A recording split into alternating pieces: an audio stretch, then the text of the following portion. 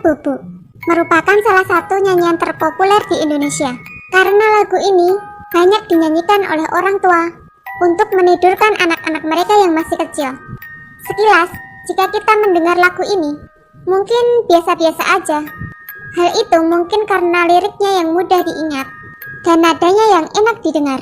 Lirik yang tertulis dalam lagu ini pun juga tidak mempunyai kalimat-kalimat yang menyeramkan ataupun kejanggalan-kejanggalan yang mengarah ke arah mistis dan lainnya. Namun, jika kita melihat sejarah, kita akan melihat hal yang menyeramkan terkait lagu Nina Bubuk ini. Ada beberapa versi yang menyebutkan bahwa lagu ini mempunyai sejarah kelam yang sangat menyeramkan. Pada masa penjajahan Belanda, ternyata banyak cerita yang menyeramkan terkait kepopuleran lagu Nina Bubuk ini. Tentu akan membuat kalian takut untuk menyanyikan lagu ini kepada anak-anak kalian. Meskipun menyeramkan, Anda perlu tahu sejarah tentang lagu ini, terkait dengan lirik dan nada lagu ini. Untuk lebih jelasnya, berikut ini ada beberapa versi cerita di balik lagu Nina Bubuk ini. Pada zaman dahulu, setelah kedatangan Cornelis de Houtman di Banten, warga negara Belanda dari berbagai kalangan sudah memenuhi pulau-pulau Jawa dan pulau lainnya. Alkisah, ada seorang gadis belia asal Belanda bernama Nina van Mits menetap di Nusantara untuk memulai hidup baru karena terlalu banyak persaingan musik di Belanda. Hidup Nina berjalan normal seperti orang-orang Belanda di Nusantara pada umumnya.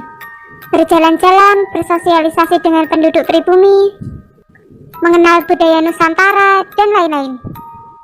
Kedengarannya indah memang, namun suatu hari ada kejadian yang sangat aneh. Keadaan pun menjadi berbanding terbalik. Kejadian itu terjadi pada suatu malam badai dan petir yang tidak henti-hentinya saling bersautan. Dari dalam kamarnya, Nina menjerit keras sekali, diikuti dengan suara kas bunga yang jatuh dan pecah. Ayah, ibu, serta pembantu keluarga Nina pun langsung menghambur ke kamar Nina. Pintu terkunci dari dalam. Akhirnya pintu itu didobrak oleh ayah Nina, dan satu keluarga itu pun menyaksikan pemandangan yang sangat mengerikan. Terlihat di ranjang, Nina melipat tubuhnya ke belakang, persis dalam posisi kayang, merayap mundur sambil menjerit-jerit dan sekali-kali mengumpat-umpat dalam bahasa Belanda. Rambutnya yang lurus pirang menjadi kusut tak karuan. Kelopak matanya menghitam pekat. Itu bukan Nina, itu adalah jiwa jahat yang bersemayam di tubuh Nina. Nina kerasukan. Telah seminggu berlalu sejak malam itu, Nina dipasung di dalam kamarnya. Talinya diikat dengan seutas tambang. Keadaan Nina kian memburuk. Tubuhnya semakin kurus dan pucat. Ibu Nina hanya bisa menangis semalam ketika mendengar Nina menjerit-jerit. Saat itu, ia tidak tahu harus berbuat apa, karena kejadian aneh ini tidak pernah diduga sebelumnya. Karena putus asa dan tidak tahan melihat kondisi anaknya, ayah Nina pulang ke Belanda sendirian, meninggalkan anak dan istrinya di Nusantara. Pembantu rumahnya pun pergi meninggalkan rumah itu karena takut. Tinggallah Nina yang dipasung dan ibunya di rumah yang tidak terawat. Kembali lagi di satu malam badai. Namun aneh, ketika itu tidak terdengar lagi Nina menjerit-jerit. Kamarnya begitu hening. Perasaan ibu Nina bercampur aduk antara bahagia dan takut. Bahagia bila ternyata anaknya sudah sembuh, tapi juga takut bila anaknya sudah meninggal. Ibu Nina mengintip di sela-sela pintu kamar Nina, dan ternyata Nina sudah duduk tenang di ranjangnya, tak berkata apa-apa. Kemudian ia menangis. Saat itu juga, ibu Nina langsung masuk ke dalam kamarnya dan memeluknya, dan melepas tali tambang di tangannya. Sambil menangis, Nina berkata, "Ibu, aku takut." Lalu ibunya menjawab sambil menangis, "Tak apa nak, ibu ada di sini. Kamu tidak perlu takut lagi. Ayo kita makan bersama." Lalu Nina menjawab, "Aku tidak lapar, tapi bolehkah aku meminta sesuatu, ibu?" "Apapun nak, apapun aku akan mengabulkannya." Lalu Nina pun menjawab, "Aku mengantuk sekali. Rasanya aku akan tidur dengan pulas. Bolehkah ibu menyanyikan lagu pengantar tidur?" Saat itu ibu Nina terdiam, agak tidak percaya apa yang didengar dari anaknya. Tapi ibu Nina mencoba dan menjawab dengan tersenyum, "Baiklah, ibu akan menyanyikan lagu untukmu nak. Namun saya yakin kalian sudah tahu apa yang ibu Nina nyanyikan." Setelah sebait lagu itu, Nina terlelap damai dengan kepala yang dipangku ibunya. Wajah anggunnya pun telah kembali. Ibu Nina menghela nafas lega karena anaknya telah tertidur pulas. Tapi ketika itu Nina tidak bergerak sedikit pun. Nafasnya juga tidak terdengar. Denyut nadinya menghilang. darahnya berhenti. Nina telah benar-benar tidur untuk selamanya. Dengan sebuah lagu ciptaan ibunya sebagai pengantar, ia telah berjuang melawan penderitaan. Menurut mitos yang beredar, ketika Anda menyanyikan lagu ini sebagai pengantar tidur anak-anak kalian, tepat ketika Anda meninggalkan kamar anak Anda, Nina akan datang ke kamar anak Anda dan membuat anak Anda tetap terlelap sampai paginya.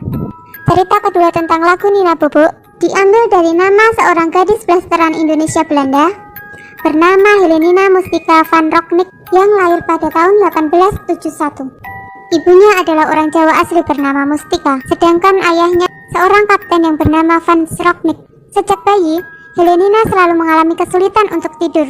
Setiap kali ia hendak tidur, ia selalu meronta-ronta dan menangis. Oleh karena itu, ibu si Helenina kemudian selalu memberikan senandung-senandung kecil untuk menenangkan Helenina, sehingga ia bisa tertidur. Namun kelamaan Helenina menjadi terbiasa dengan lagu tersebut. Ia tidak akan bisa tidur apabila tidak dinyanyikan lagu tersebut. Karena kebiasaan ini, Kapten Van Rocknik kemudian ia meminta istrinya untuk dibuatkan lirik tersebut agar Helenina dan ayahnya bisa mengerti.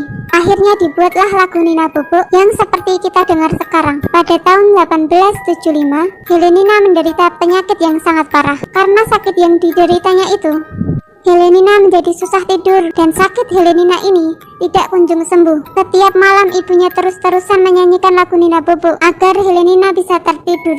Hingga akhirnya pada tahun 1978 Helenina meninggal dunia. Pada saat itu ia berusia 6 tahun. Keluarga Van Rocknik bersedih. Ibunya tampak terpukul dan tidak terima dengan kepergian anaknya tersebut. Seminggu setelah kematian Helenina, Kapten Van Rocknik mendapati Mustika menyanyikan lagu Nina tersebut di kamar mandi. Suaranya menggema sampai terdengar di seluruh ruangan. Setelah ditanya oleh Kapten Van Rocknik, Mustika kemudian menjawab bahwa ia mendengar Nina menangis di kamar mandi, sehingga ia berinisiatif menyanyikan lagu Nina Bobo. Pasca kejadian itu, Mustika menjadi sering menyanyikan lagu Nina Bobo. Setiap malam ia menyanyikan lagu itu bertahun-tahun lamanya, hingga akhirnya Mustika pun meninggal. Setelah Mustika dan Hele meninggal dunia, Kapten Van Rocknik pun hidup seorang diri. Ia mengaku sering mendengar bayi menangis, tapi sang kapten tidak memperdulikannya dan bergegas tidur. Beberapa kali juga, ia juga bermimpi bertemu dengan seorang bayi yang menangis. Sampai puncaknya di suatu malam, Kapten mendengar suara anak kecil yang sedang menangis lagi. Tetapi sekali lagi dia tidak benar-benar memperdulikannya dan bergegas tidur. Akhirnya pada suatu malam, Kapten Van Rocknik yang tengah tertidur pulas tiba-tiba kaget ketika mendapati ada tangan seorang anak kecil yang berusia 6 tahun. Anak kecil itu pun berkata, "Kenapa papa tidak menyanyikan lagu buatku?" Pasca kejadian itu, pikiran Kapten pun terganggu dan setiap malam ia selalu menyanyikan lagu Nina Bobo berulang-ulang hingga ia meninggal.